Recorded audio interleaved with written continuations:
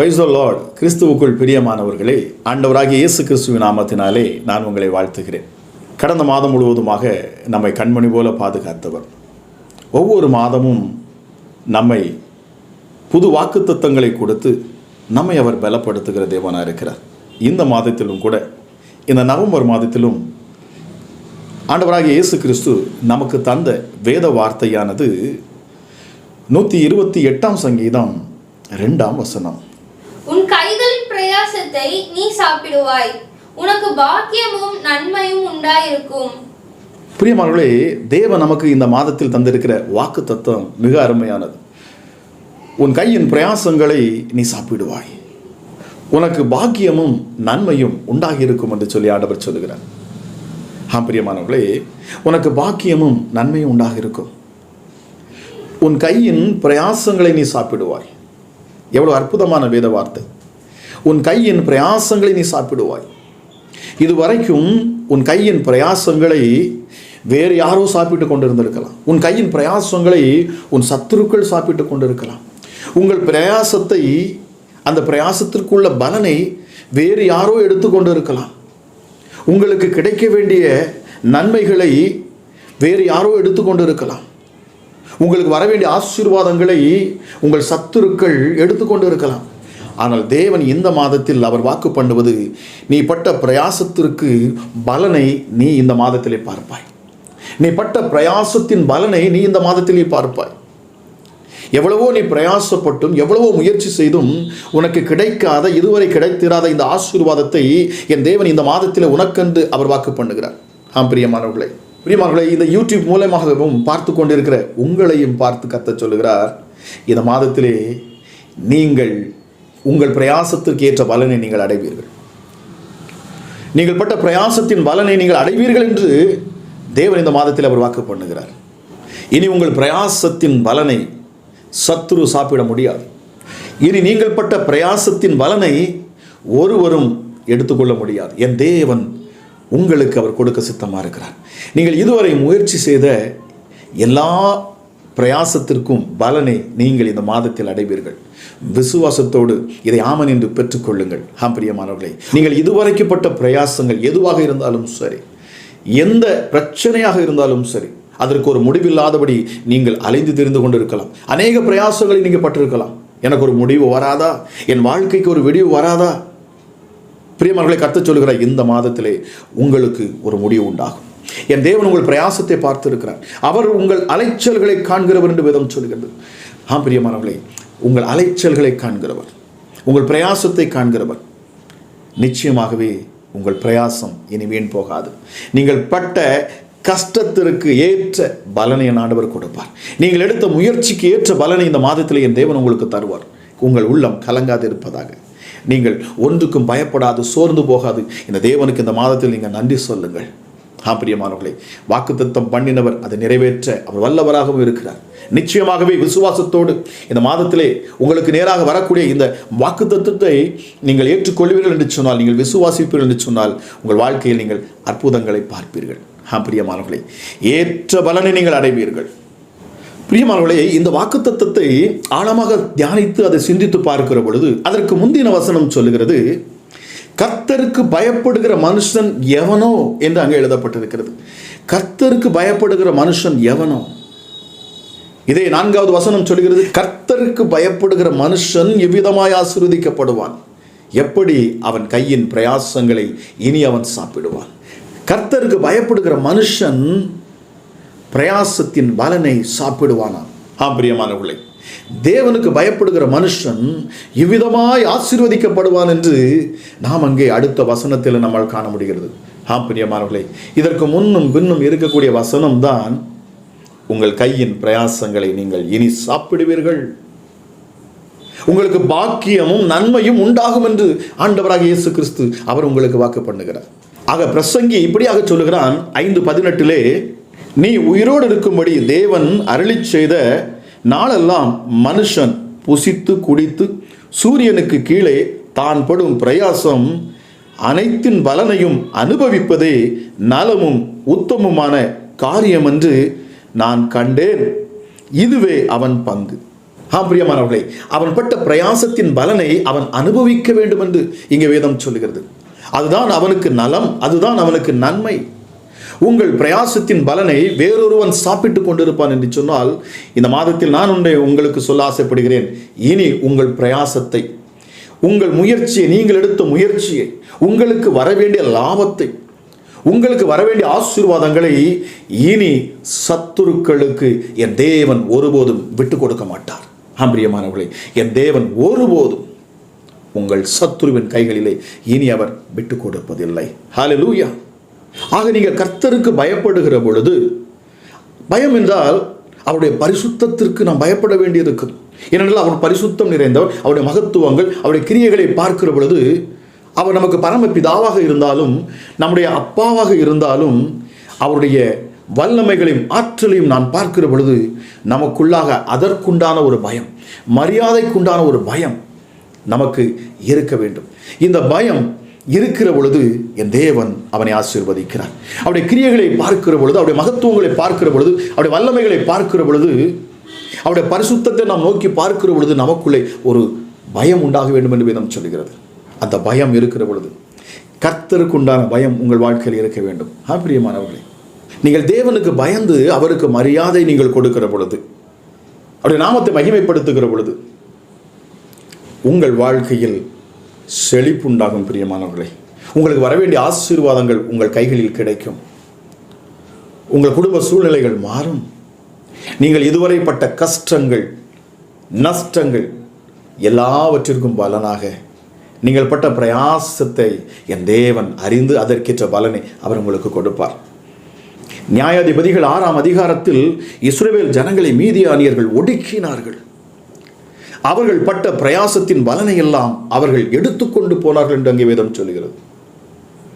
இவர்கள் எப்பொழுதெல்லாம் விதை விதைப்பார்களோ, எப்பொழுதெல்லாம் இவர்கள் அறுவடை செய்வார்களோ, அந்த நேரத்திலே வெட்டுக்கிளிகளைப் போல சத்துருக்கள் அவர்கள் தேசத்திற்குள் நுழைந்து அவர்கள் எடுக்கும் பிரயாசத்தின் அத்தனை பலனையும், அவர்கள் உழைத்து அவர்கள் சம்பாதித்த அத்தனை லாபங்களையும், அத்தனை ஆசீர்வாதங்களையும் இந்த மீதியானியர்கள் எடுத்துக்கொண்டு போவார்கள் என்று அங்கே பார்க்கிறோம்.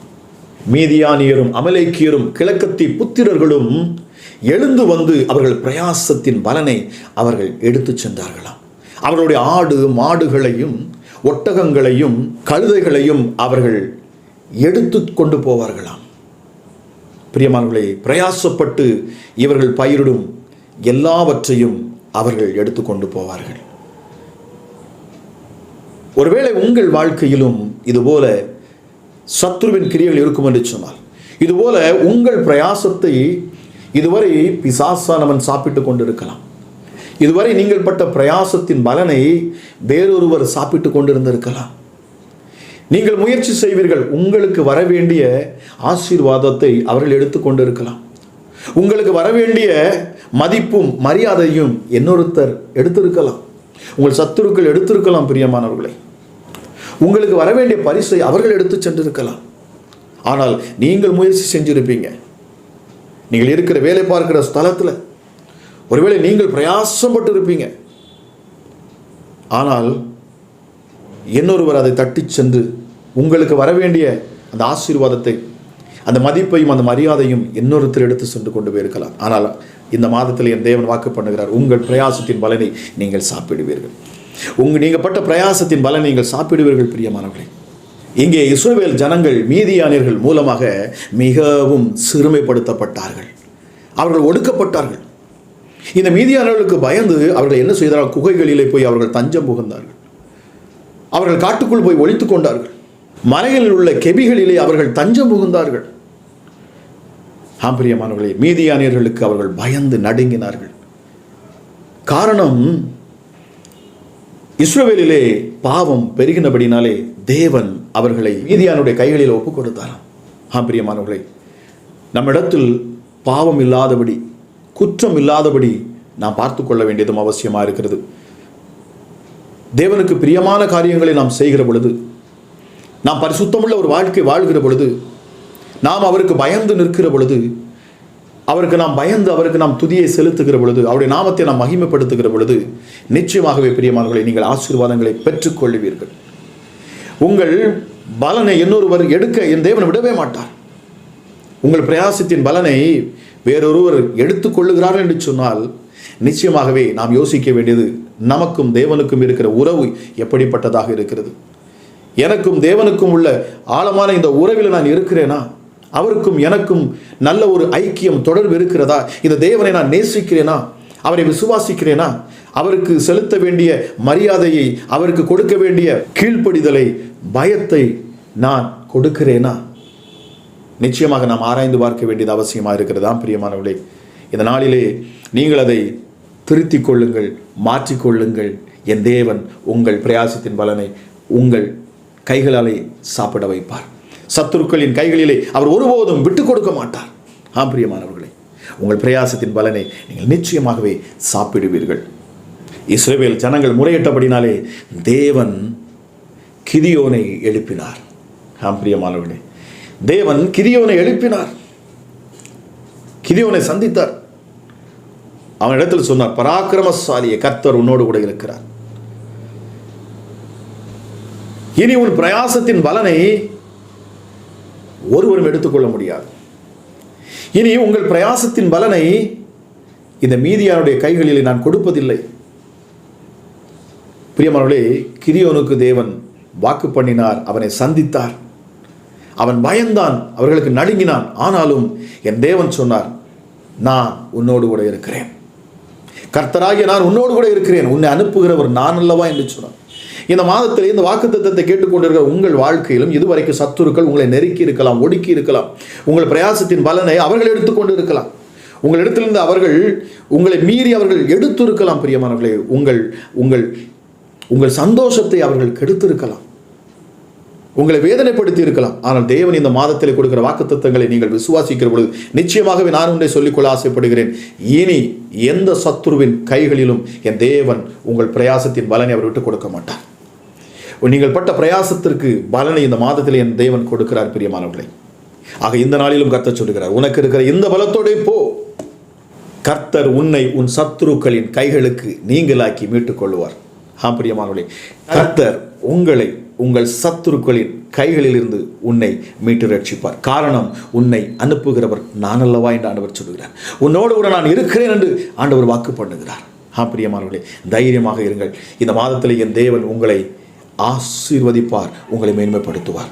இதுவரை கண்டிராத ஆசீர்வாதங்களை இந்த மாதத்திலே நீங்கள் பெற்றுக்கொள்ளுவீர்கள். இந்த நவம்பர் மாதத்தில் என் தேவன் சொல்லுகிற வார்த்தை, நீங்கள் பட்ட பிரயாசத்தின் பலனை நீங்கள் பெற்றுக்கொள்ளுவீர்கள். அதை சத்துருக்களின் கைகளிலிருந்து என் தேவன் பறித்து தருவார். நீங்கள் இழந்து போன எல்லாவற்றையும் அவர் மீட்டு தருவார். இதுவரை நீங்கள் இழந்து போன எல்லாவற்றையும் என் தேவன் மீட்டு தருவார். பிரியமானவர்களே, நிச்சயமாகவே அவர் மீட்டு தருவார். முழுவதும் பிரயாசப்பட்டான் பேதுரு. பிரியமானவர்களே, இரவு முழுவதும் பிரயாசப்பட்டவன் பேதுரு. அவன் இரவு முழுவதும் பிரயாசப்பட்டு அவன் சோர்ந்து போய் அவன் ஒன்றுமில்லாமல் அவன் வெறுமையாய் அவன் வந்தான் என்று வேதம் சொல்கிறது.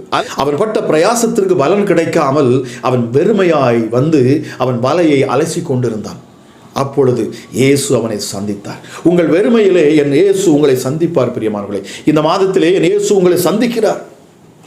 அவர் சொல்லும்போது இந்த வார்த்தையை நீங்கள் கவனியுங்கள். பிரியமானவர்களே, இந்த வார்த்தைக்கு செவி கொடுங்கள். நீங்கள் இந்த வார்த்தையை விசுவாசியுங்கள். இதை யூடியூப்ல பார்த்து கொண்டு இருக்கிற உங்களையும் பார்த்து நான் பேசுகிறேன். இந்த வார்த்தை நீங்கள் விசுவாசியுங்கள். உங்கள் வெறுமையை என் தேவன் இனி மாற்றுவார். நீங்கள் பட்ட பிரயாசத்தை என் தேவன் அறிந்திருக்கிறார். முழுவதும் பிரயாசப்பட்டு ஒன்றுமே இல்லாது வந்த பேதுருவை என் இயேசு சந்தித்தார்.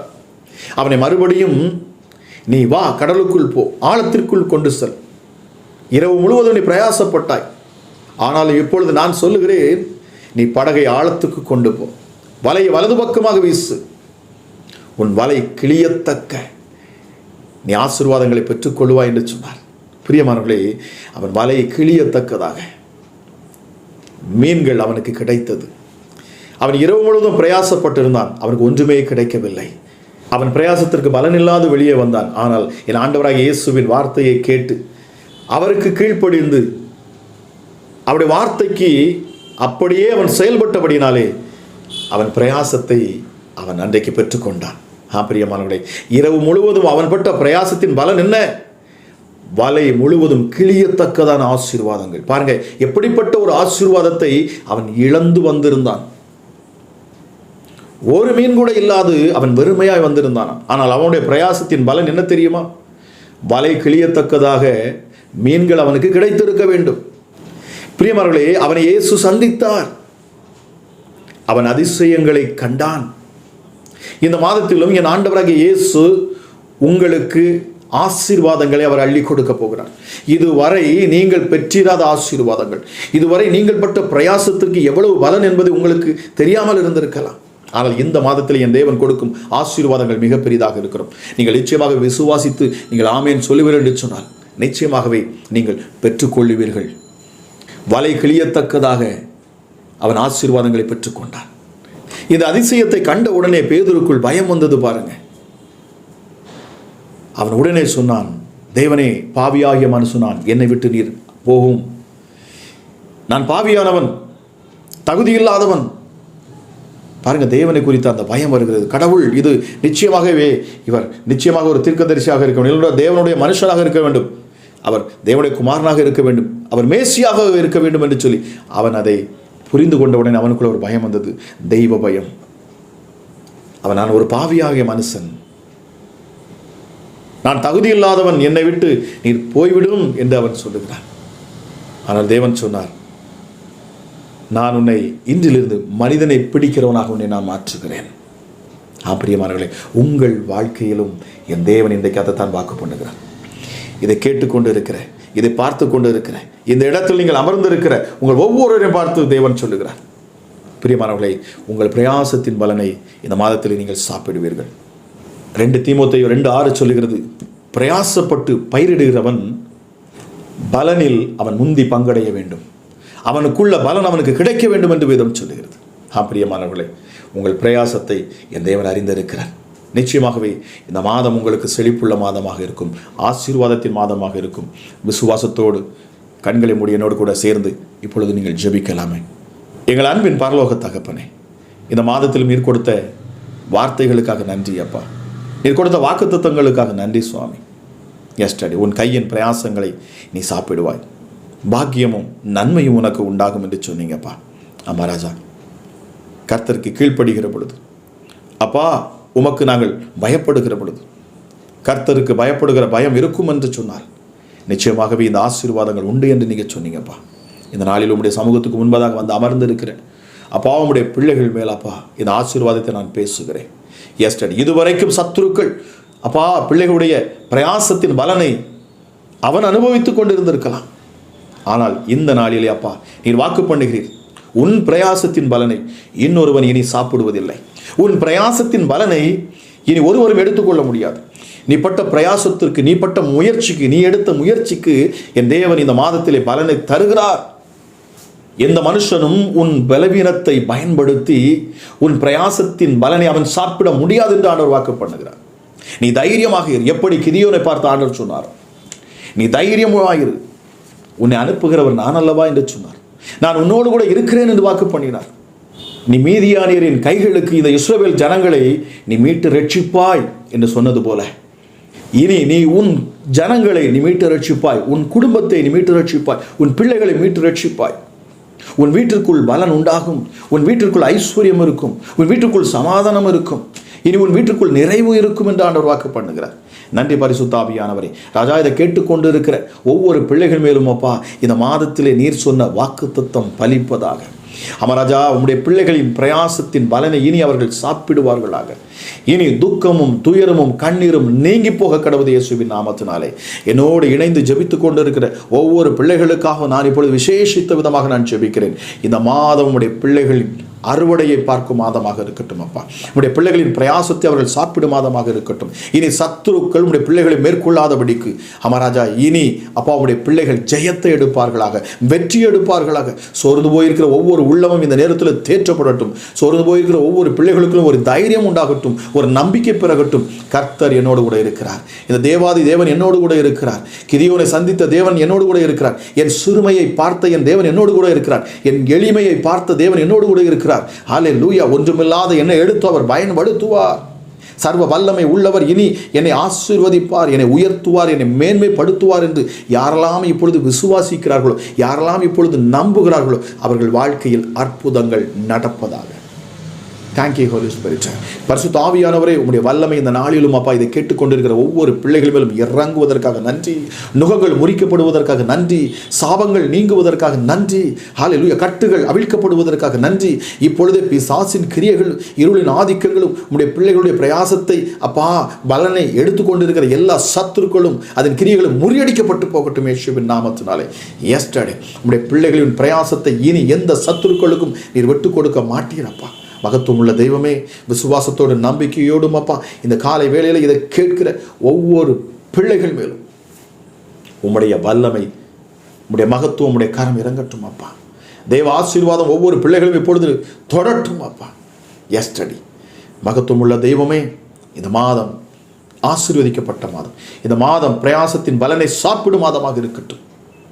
உம்முடைய கிருபையும் உம்முடைய சமாதானமும் இதை கேட்கிற ஒவ்வொரு பிள்ளைகள் மேலும் இருப்பதாக என்று சொல்லி இதை பார்த்து கொண்டிருக்கிற, இதை கேட்ட ஒவ்வொருவரையும் நான் ஆசீர்வதித்து நான் ஜெபிக்கிறேன்.